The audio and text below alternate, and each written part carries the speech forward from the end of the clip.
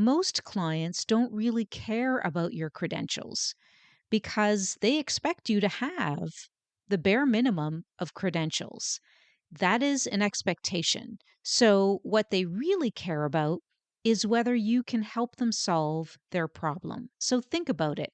When someone's looking for a divorce mediator or an estate planning attorney or maybe a workplace mediator, they're not sitting there thinking, boy, oh boy, I hope I find someone with this many degrees or this many certifications.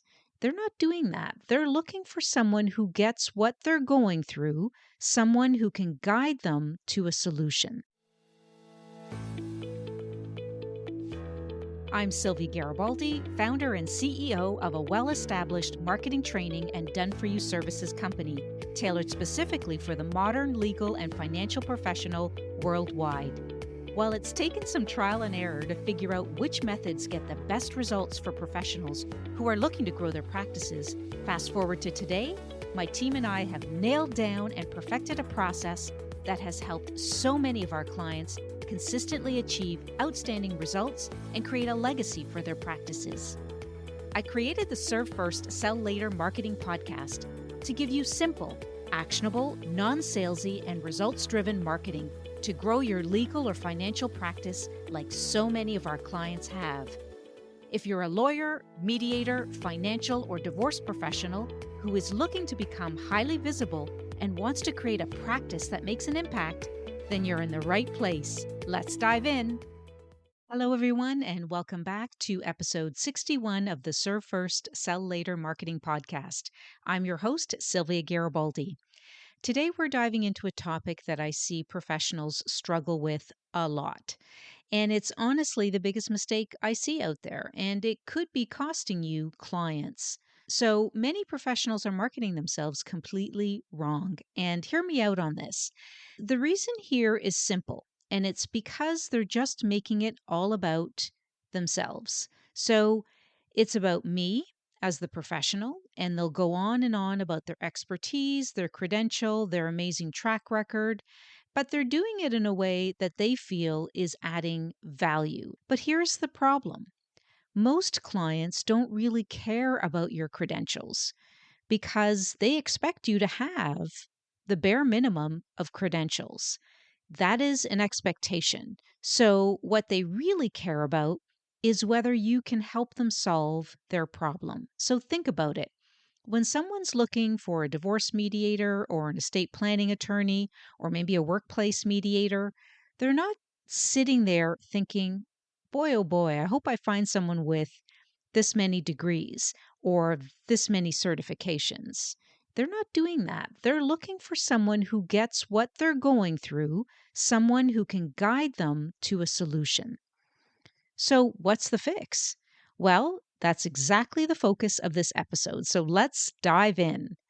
I think the very first thing that I need to talk about in terms of a simple fix is to stop making messaging and marketing about you, the professional, and instead focus on your ideal client.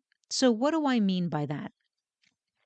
Clients aren't interested about how great you are or all of your degrees and certifications. They want to know that you're really good at your job. Yes, I would totally agree with that. But they want to know that you can help them solve a problem that they are struggling with. So think about it this way. When someone's looking for, let's say, a divorce mediator, they are interested in really trying to find the right person. So they're looking for that person who has the experience, who's maybe solved the problems that they are currently experiencing.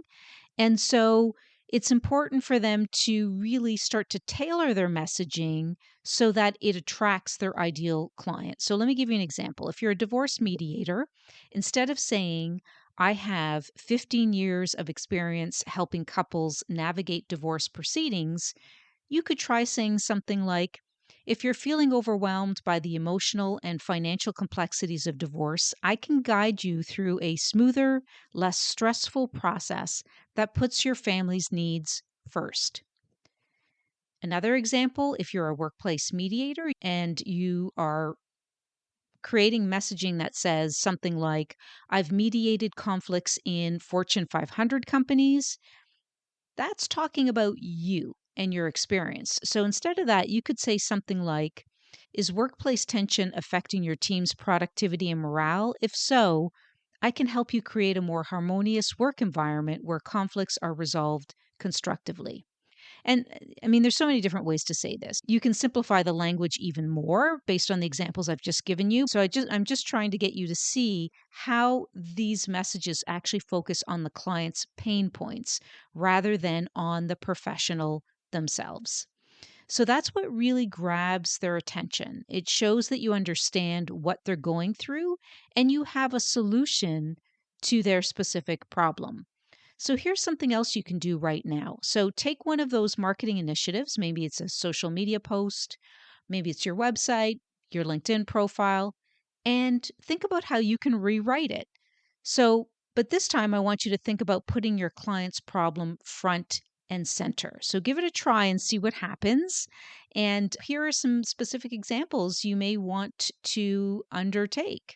And that is audit your website. Go through your homepage and your about page and count how many times you say I or we versus you or your. So if the I's and we's are winning, it's time for a rewrite. I hope that's making sense because it's got to be about the client first. The next thing you can do is you can do a social media audit. Maybe go through your last 10 posts and for each one, ask yourself, does this address a client problem or am I talking about me, the professional? If it's the latter, brainstorm how to reframe it. Another thing you can do is revise your consultation script. So, what do I mean by that? So, when a potential client calls, start by asking about their situation rather than explaining your services. So, it's all about asking questions about them and their pain points. And then at some point in the conversation, it will come to you and what your services are and how you might be able to help them. Another great idea you can do here is to create an FAQ page. So here's the twist with that one. Write the questions from your client's perspective, like, how can I protect my assets during a divorce? So that could be the question, right? So it's always putting it in their terms and in the pain points or problems that they are experiencing. And what this does is it shows them that you understand their concerns.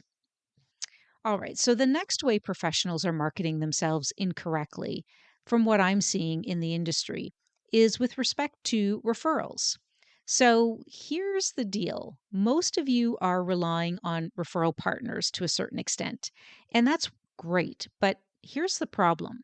Those high quality referrals aren't turning into clients like they used to. Have you noticed that? That's something I'm hearing in the industry a lot. And do you want to know why they're not converting as they used to? It's simply because people are doing their homework before they even pick up the phone to call you. So think about it. If a therapist or financial advisor refers someone to you, what's the first thing that person's going to do? They're going to Google you, right? So they'll check out your LinkedIn profile, they'll browse your website, they'll scour through the internet to see what they can find about you online. And while they do trust the referral, that's not the only thing that's going to get them to say yes, because they are researching you. So, what's the fix?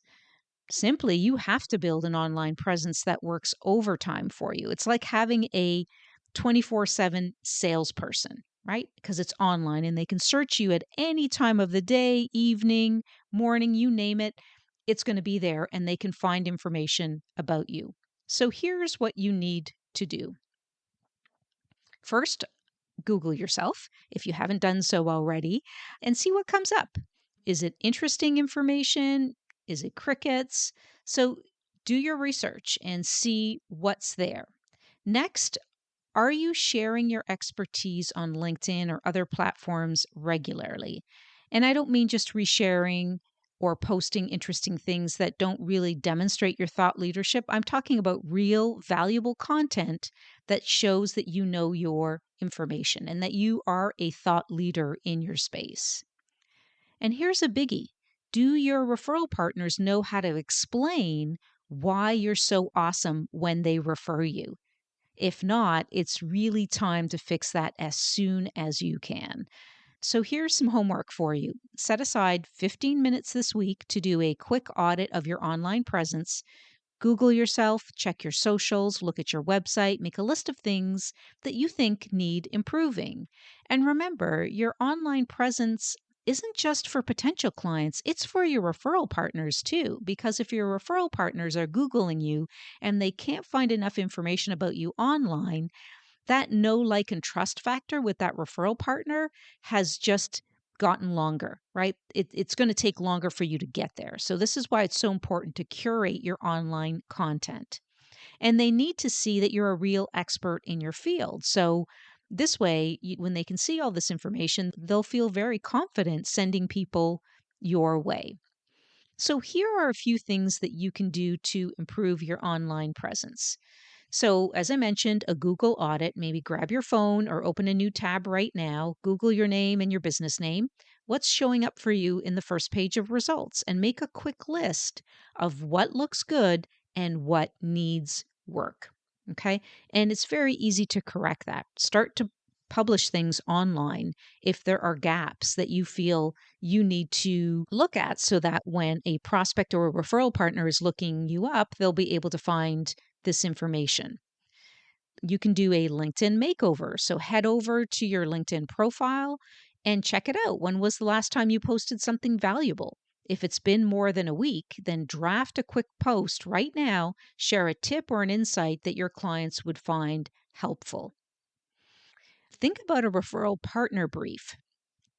And this is just creating a one-page document that clearly explains your services and the types of clients that you help. And email this to your top 3 referral partners this week. Like, don't wait on this. Just think about how you can do it. Don't procrastinate and don't feel like it needs to be perfect. Just get something down on paper and send it out to 3 of your top referral partners and see if you can start a discussion with them. Content calendar. So open up your calendar app and block out 30 minutes each week to start creating and sharing content online. And honestly, the key thing here is consistency. If you can do this consistently, you will see the results. You can also reach out to a recent client and ask if they're willing to provide a short testimonial. Add this to your website or your LinkedIn profile or any of your socials, but be sure to make that ask and get that out there. So another thing you can do is to get somebody to give you a Google review, and that can happen online. So feel free to reach out to someone to do that as well. Online directory check. So this is important. Search for your profession or other popular online directories and make sure that your information is up to date and pops up on these sites. Really important. You want to make sure that you are on these in both your profession and popular online directories like Yelp, Google My Business, and then, of course, all those industry specific listings. Here's another example of what I'm seeing professionals doing incorrectly. And that's in their belief that referrals just happen overnight, or they happen magically, if you will. I think you see where I'm going with this one. So, when you meet someone at a networking event, maybe you swap business cards and you expect those referrals to start rolling in. But unfortunately, you see that that's not the reality. So, here's the real deal: building strong referral partnerships takes time and it takes effort. So, it's like growing a plant. You can't just throw a seed on the ground and expect a tree to pop up overnight. You've got to water it, give it sunlight, be patient, nurture it. So how do you actually build these relationships? And I've got 2 super simple ways for you to do this. The first one is LinkedIn. And LinkedIn is a goldmine for professional relationships. You've heard me say this time and time again.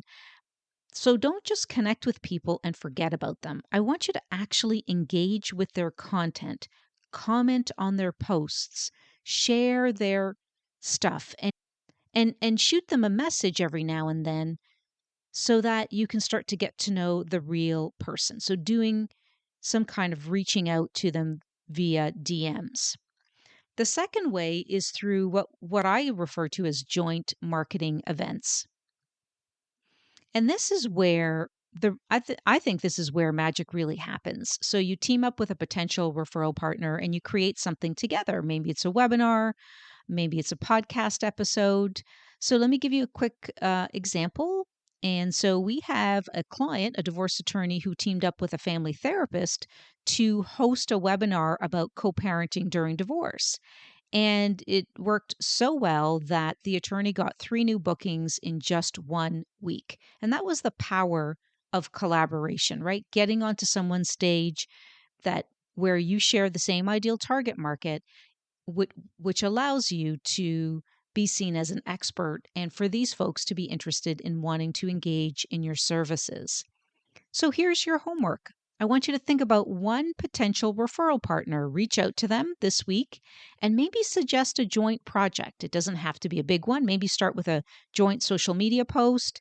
The key here is to just start building that relationship and building that know, like, and trust factor. And remember, referrals don't just happen. You've got to nurture those relationships. But believe me, when you put in that effort, you will see the results.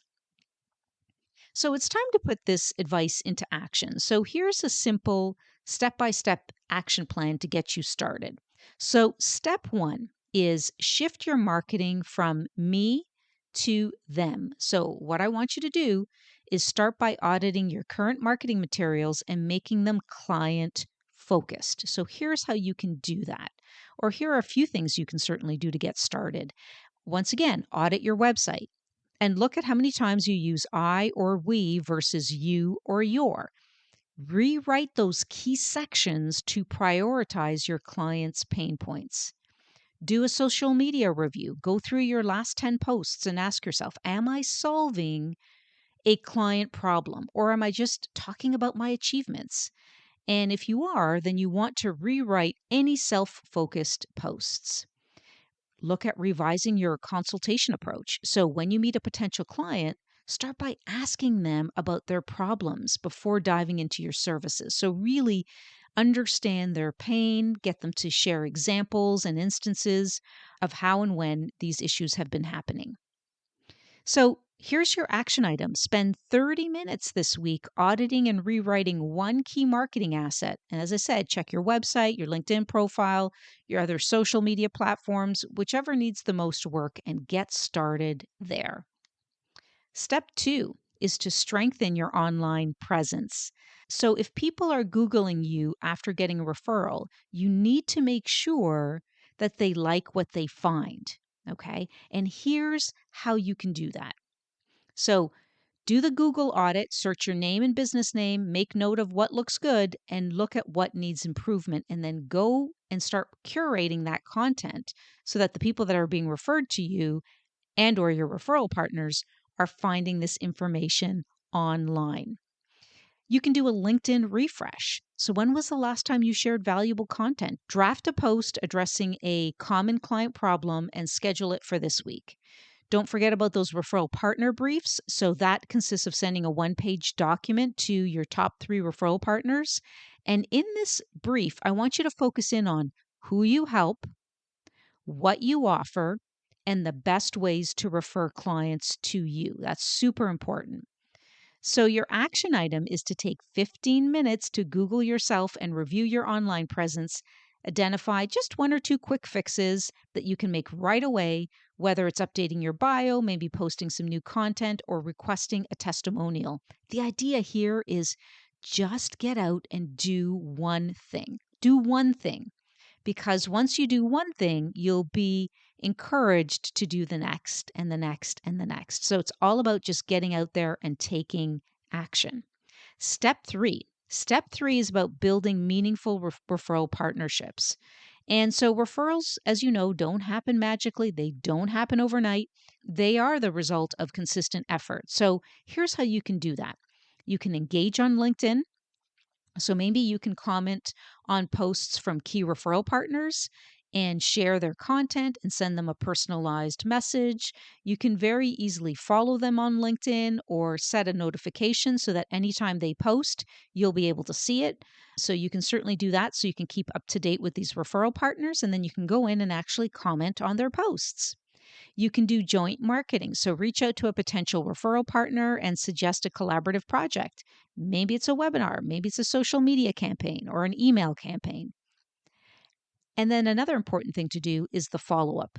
Really super important. You need to keep the relationship alive by checking in periodically, sharing updates, inviting them to collaborate again. If they're local, maybe meet them for lunch, coffee, maybe another Zoom call. So keep that relation alive by keeping those conversations going. And another great way to do this is to, organize a meeting and ask them to share with you what they're sharing with their clients. So maybe they can give you a 15-minute presentation on what they present to their clients. And this can act as an education process for you so that you can get to better understand what they do, and vice versa. You can do the same as well.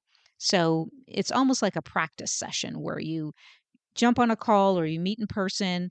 Let's make it every quarter and share a presentation or an update on what you are sharing with your clients. A really great way to keep them in the loop and for you to stay in the loop with what they're doing as well. So, your action for this week is reach out to one potential referral partner and propose a small joint event. Maybe it's a shared post, maybe it's that quarterly meetup I've just identified. The key here is to take the first step. So, here's your weekly homework recap. And this is basically like a checklist, if you will. So, audit and rewrite one marketing asset to shift the focus from me to them. Review your online presence and fix only one thing that could be holding you back. Reach out to one referral partner and start building or strengthening that relationship. That doesn't sound very hard, does it? Right? You've got this. You can do this. Small, consistent steps lead to long term results. And you don't have to do everything all at once, but just start somewhere, because your next client or referral could be just around the corner if you make these adjustments today. That should be enough enticement to get you working on this as soon as you finish listening to this episode. So let me know how it goes. If you have any questions or you want to share your progress, feel free to reach out. I'd love to hear from you. Thanks for joining me. And if you haven't subscribed to the podcast yet, please don't forget to do so. And if you're inclined to write a review, I would be most grateful. See you next time.